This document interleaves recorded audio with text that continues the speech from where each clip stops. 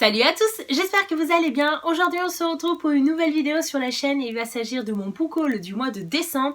Il va s'agir d'un book haul plutôt raisonnable pour une fois sur la chaîne, tout simplement parce que je n'ai pas reçu beaucoup de services presse ce mois-ci et tout simplement également parce que je n'ai pas craqué au niveau personnel, je n'ai pas eu encore mes cartes cadeaux spéciales livres pour les fêtes, donc je pense que ça sera pour le mois prochain, donc pour le mois de janvier. On verra bien. Le premier livre que j'ai envie de vous présenter dans cette vidéo, il s'agit d'un album de littérature jeunesse qui est À la recherche du Père Noël de Thierry Dedieu, publié aux éditions Seuil Jeunesse. C'est un album que je recommande chaudement si vous êtes en relation avec des enfants. C'est un album qu'il faut absolument leur lire, tout simplement parce que l'histoire est sublime et les illustrations sont juste magnifiques. Moi j'ai eu un réel coup de cœur pour cet album-là. Il faut savoir que je suis 2 jours en formation par semaine cette année à Grenoble et que le vendredi midi je faisais partie d'un petit atelier de littérature jeunesse et on m'a fait découvrir cet album là et à partir de ce moment là j'ai eu un réel coup de cœur et je me suis dit il me le faut absolument pour mes élèves cette année. Donc voilà, chose faite, je l'ai lu à mes élèves et ils l'ont adoré. Il s'agit de l'histoire d'un petit bonhomme de neige qui part à la recherche du Père Noël et pour son voyage, il va s'armer de plusieurs choses comme des cookies, un gros lot, etc. Et il va faire de nombreuses rencontres avec plein d'animaux et au fur et à mesure, on va se rendre compte que le bonhomme de neige ne va plus rien avoir jusqu'à un moment où à la fin, il se passe quelque chose. Et moi, personnellement, j'ai adoré cette fin. Il y a une morale qui est juste sublime. Et je voulais vous faire voir la dernière illustration. C'est vraiment celle qui m'a fait craquer. Regardez. Comment ne pas craquer pour ce merveilleux bonhomme de neige. Il est juste magnifique et du coup toutes les illustrations sont un peu dans le même style que ça et du coup c'est vraiment un album de littérature jeunesse que je recommande pour les enfants. Pour terminer la parenthèse jeunesse de cette vidéo, je vous présente Cherche et trouve dans la préhistoire de Thierry Laval et de Yann Touvin, publié aux éditions Seuil Jeunesse.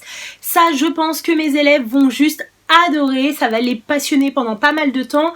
En fait, ce livre se présente comme ça, vous avez une planche et toutes ces images-là sont à trouver dans une autre planche qui est 10 fois plus grande et c'est vraiment un travail de mémorisation, de concentration et d'observation mais aussi de rapidité parce que soit l'enfant peut essayer de s'amuser tout seul en réalisant ce travail-là ou alors on peut faire des équipes et donc le premier enfant qui trouve tel objet ou tel animal a gagné. Donc je sais pas vraiment encore comment je vais mettre ça en place dans ma classe mais je pense que ça va les passionner fortement. Allez, on commence avec la partie des romans qui ont rejoint ma pile à lire durant le mois de décembre et le premier roman que j'ai à vous présenter, il s'agit du piège de l'innocence de Kelly York, publié aux éditions Pocket Jeunesse.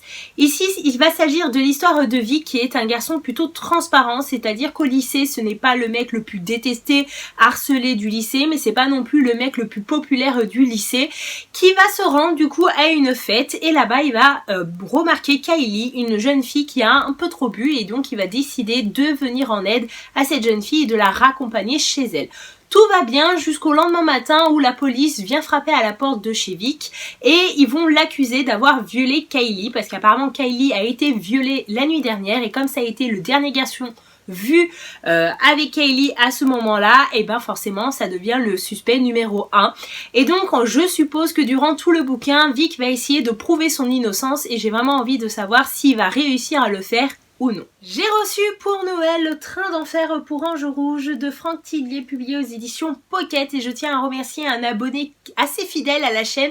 Kevin, si tu passes par ici, je te remercie pour ta gentillesse, ta générosité et voilà, tu n'étais vraiment pas obligé et pourtant tu m'offres toujours un cadeau pour mon anniversaire et pour Noël et voilà, ça me gêne toujours autant parce que voilà, ce n'est pas le but principal de ma chaîne mais voilà, en tout cas merci et en plus tu as visé juste pour ce livre-là, tout simplement parce qu'en 2018, j'aimerais vraiment découvrir de nouveaux auteurs et des auteurs plutôt connus comme Franck Tillier, Marc Lévy, Guillaume Musso, Michel Bussy et compagnie parce que ce sont vraiment des auteurs qu'on entend beaucoup parler. Les résumés de leurs livres me donnent vraiment envie parce que ce sont vraiment le genre de lecture que j'aime, mais le fait qu'ils soient tellement aimé, qu'ils ont tellement de succès, ça me fait un peu peur et du coup je suis toujours un peu réticente face à ces auteurs là et j'aimerais vraiment me lancer dans ce nouveau challenge pour 2018 et les découvrir à mon tour, voir si leur succès est mérité ou non et voilà, donc je pense que ce livre est tombé pile poil au bon moment, je pense. J'ai craqué pour Entre deux mondes de Olivier Norek, publié aux éditions Michel Lafon. Ici l'histoire, comment la résumer, ça va être assez flou tout simplement parce que j'ai pas trop envie d'en savoir sur cette histoire, j'ai vraiment envie de me plonger dans ce bouquin comme ça là. Et apparemment on va suivre un homme qui va envoyer sa femme et sa fille dans un lieu sûr parce qu'il se passe des choses pas très sûres autour d'eux, sauf qu'une fois arrivé là-bas il va pas forcément les retrouver et il va être face à une cruauté assez impressionnante, il va se passer beaucoup de choses traumatisantes, bouleversantes, poignantes, etc. Voilà, c'est pas un roman facile à lire apparemment et j'en ai entendu que du bien pourtant. Voilà, tous les avis sur Booktube, sur les blogs littéraires ou même encore sur les pages Facebook spéciales lecture en disent du bien et j'ai vraiment envie de voir ce que l'auteur nous propose dans ce bouquin-là.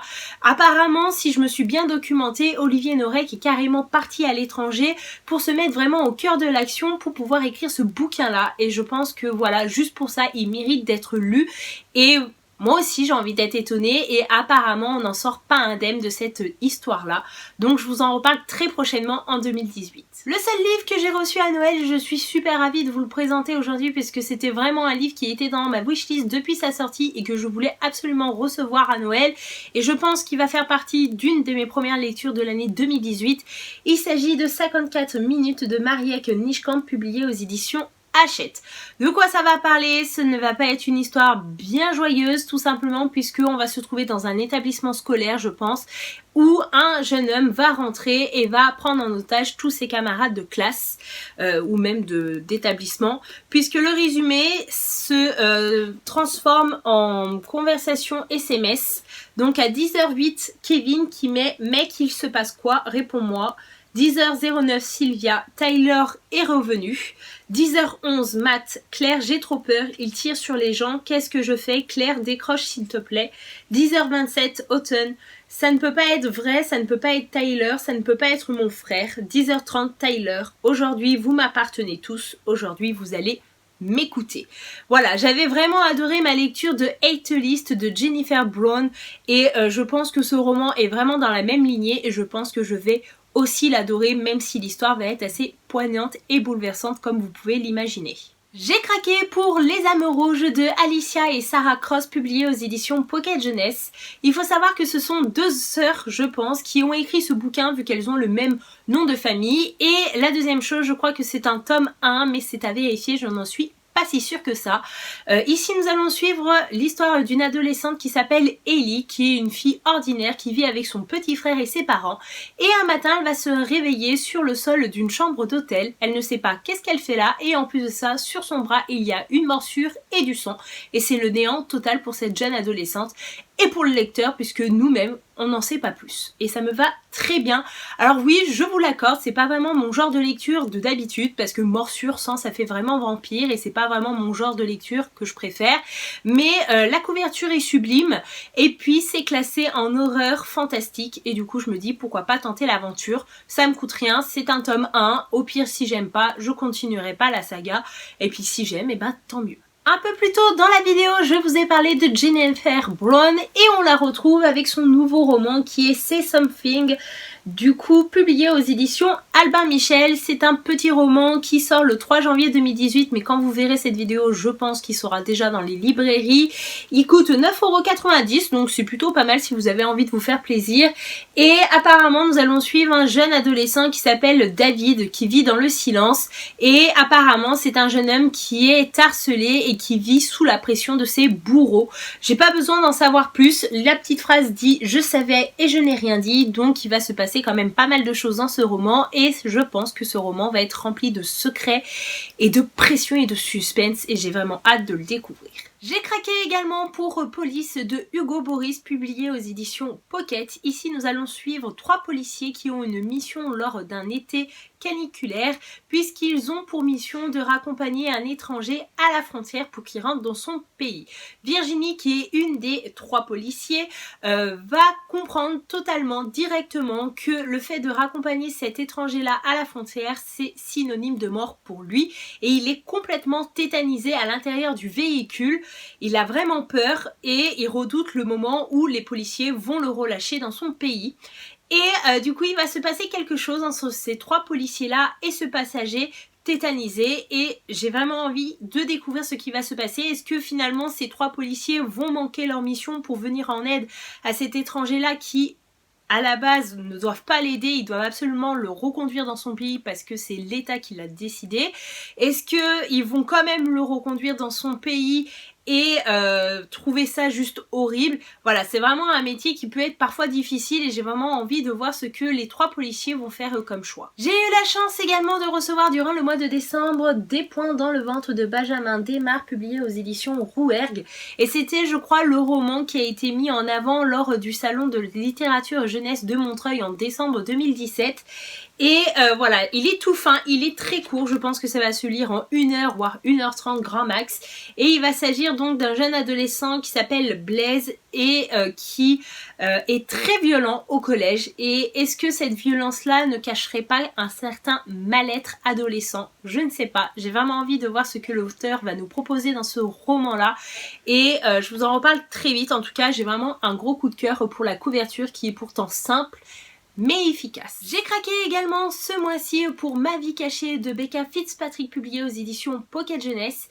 Ici nous allons suivre l'histoire d'une jeune femme qui s'appelle Stella et qui a été témoin d'un meurtre et du coup elle va être placée sous surveillance en attendant le procès. Et donc pour cela, elle va devoir quitter les lieux dans lesquels elle habitait auparavant.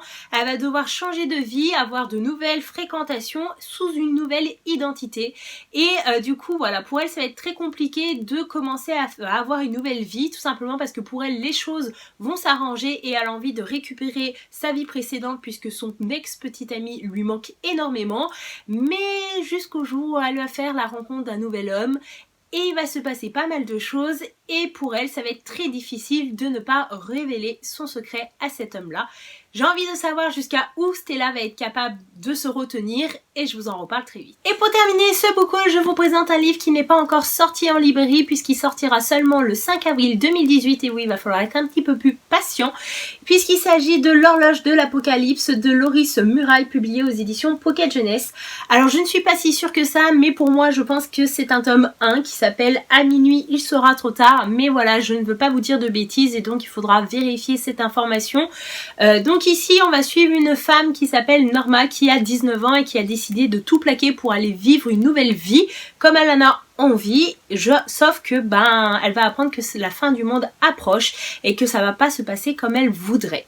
Donc voilà, c'est l'histoire d'une fin du monde, donc c'est forcément une histoire que je vais adorer parce que c'est très prenant, c'est très addictif et c'est le genre de lecture que j'aime vraiment. Donc voilà, la couverture est juste magnifique aussi. On peut le souligner, hein, les éditions Pocket Jeunesse ont fait un très beau travail sur ce roman.